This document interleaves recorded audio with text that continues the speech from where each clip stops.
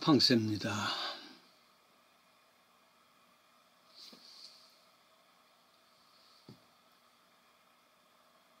어떤 여행가 가사를 재밌게 읽었습니다. 얄밉게 떠난 니마, 미련 없이 떠난 니마, 배신자여 배신자여, 내 청춘 내 행복 짓밟아 버려놓고 얄밉게 떠난 자여. 오래전입니다.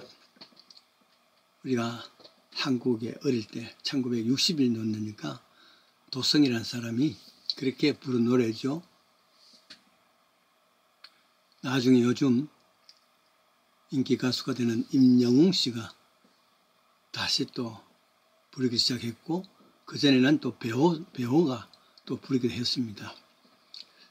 얄밉다. 얼마나 큰 상처일까. 사랑이라고 나누었는데 그만 배신하고 떠나버렸단 말이죠. 미련 없이. 뒤통수 맞은 거예요. 배신감입니다. 살 떨리는 미움이 생길 것 아니겠어요? 저는 40여 년 가까이 강대상에 썼습니다. 수많은 설교를 했습니다. 그런데 가만히 생각해 보면은 사랑에 대해서는 별로 안 한 것 같아요.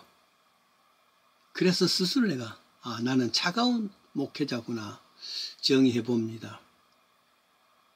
실제로 대부분의 목회자들이 강단에서 제일 많이 사용하는 제목 그리고 내용이 사랑입니다. 혹은 은혜입니다.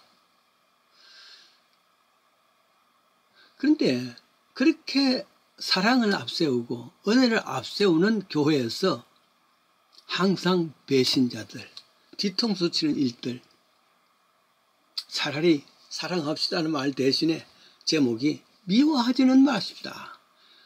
이런 제목으로 했으면 더 좋겠다 생각이 됩니다.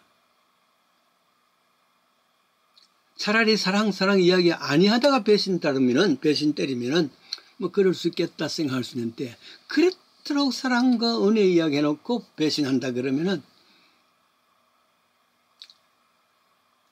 그 얼마나 마음 아플까. 이런 마음이죠.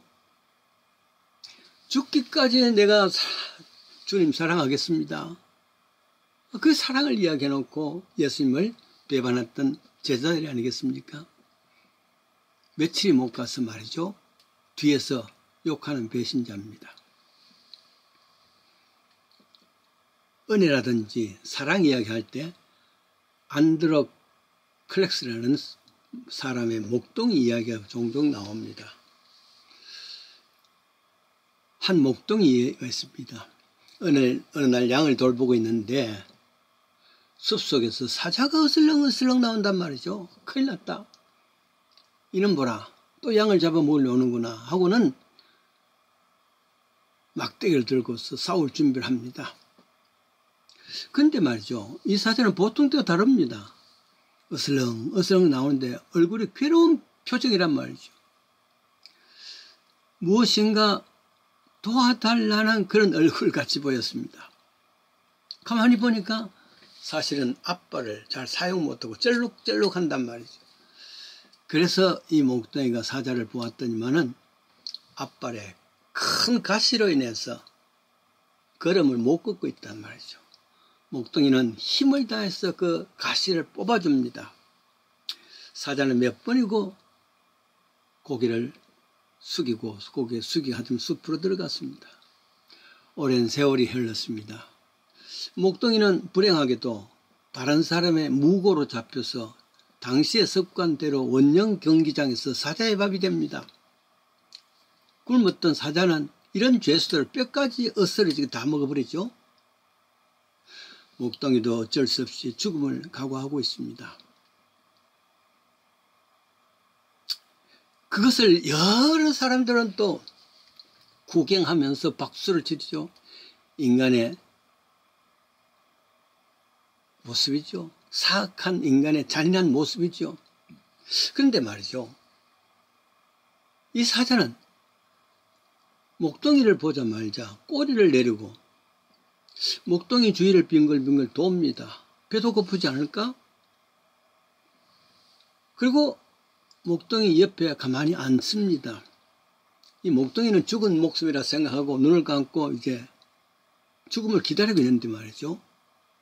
자기한테 사자가 몸이 기댈 때 눈을 떴습니다. 자세히 보니 얼마 전에 사자의 앞발에서 큰 가시를 뽑아준 바로 그 사자란 말이죠. 은혜를 얘기할 때 사자가 그렇게 배가 고파도 은혜를 베풀어준 사람의 은혜를 대신 갚은 이 내용입니다. 짐승도 은혜를 알고 사랑을 아는데 인간은 왜 은혜를 알지 못하는가? 왜 은혜를 배신으로 사랑을 미움으로 하는가? 그 이야기 할 때 항상 이 이야기 나옵니다. 그래요. 짐승도 은혜를 압니다. 하물며 인간인데 말이죠. 언제든지 배신할 수 있는 것이, 뒤통수 칠 수 있는 것이 인간이라는 것을 많이 경험합니다. 그렇다고 은혜를 이야기할 때 지구한 순수한 저 골고다 십자가까지 말하려는 것이 아닙니다. 십자가 은혜는 인간에게 너무 거룩한 모습이라서 차마 그 은혜를 몰라도, 그 귀한 은혜를 몰라도 이 땅에서 인간은 다 은혜를 받고 사는 겁니다. 어려서 부모의 은혜, 스승의 은혜, 친구의 은혜, 주위의 사람들의 은혜, 교우들의 은혜, 그렇습니다. 십자가의 그 거룩한 은혜는 차지하고라도 그래요.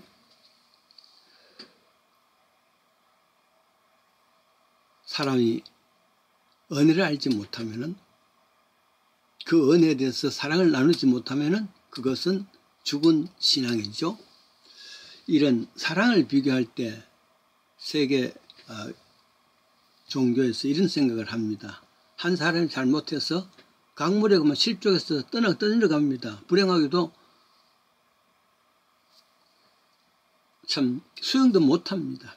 물론 잘못은 그 사람이죠. 빠져 떠내려갑니다. 그럴 때 유교적인 사람들은 이렇게 말합니다. 손가락 치면서 야단하면서 그 봐, 그토록 글로 가까이, 물 가까이 가지 말라 했는데 꾸중하는 것, 이게 유교입니다. 또 불교에서는 그 봐, 연민과 무한한 자비심을 다 내면서 이것이 허무한 인생의 말로다, 이런 거죠. 여기 기독교라는 것은, 기독교라는 건 다릅니다. 일단 물에 뛰어 들어가서 떠내려가는 사람을 구합니다. 근데 물에 떠내려가는 사람도 수영도 못하고 구하기 위해서 던졌던 크리스찬도 수영할 줄 모릅니다. 그래도 정성을 다해서 이 사람을 구하려고 애쓰다가 같이 죽었어. 그게 은혜요. 그게 사랑입니다. 만약에 그렇게 해서 구출받은 사람이라면 두고 그 생명의 은인에게 감사를 표할 겁니다. 그렇다고 해서 이것을 동네방네 소문낼 일도 아닙니다. 근데 만약에 그렇게 해서 구원받은 자가 구해준 사람들의 욕을 하고 뒤에서 비난한다면 그게 배신이란 말이죠. 그 배신 앞에 쿨하게 받아들일 수 있는 것이 십자가의 은혜요, 십자가의 사랑입니다. 폴 리갑이라는 사람이 있습니다. 폴 리갑.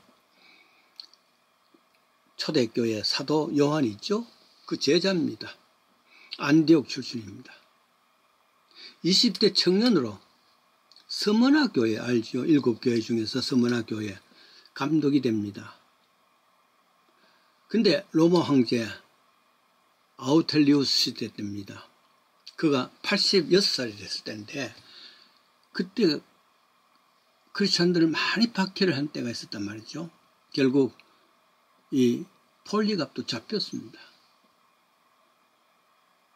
고문도 당하고 결국은 짐승의 밥이 된 것, 아니면 화형을 당합니다.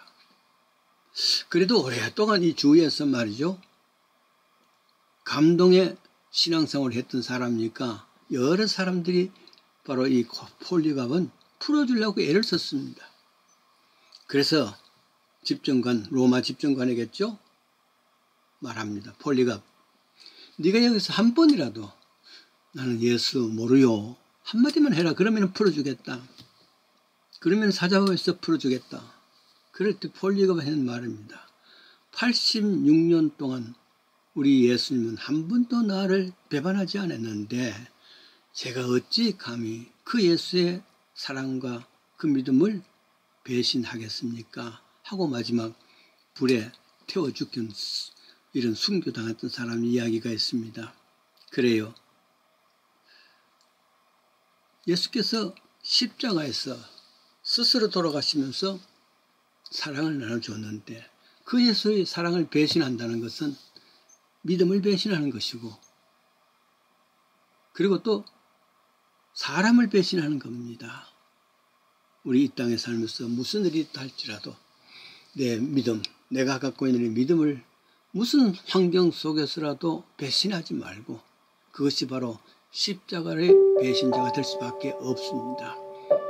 믿음은 지금이나 어제나 오늘이나 내일이나 동일하게 하나님을 섬기는 자입니다.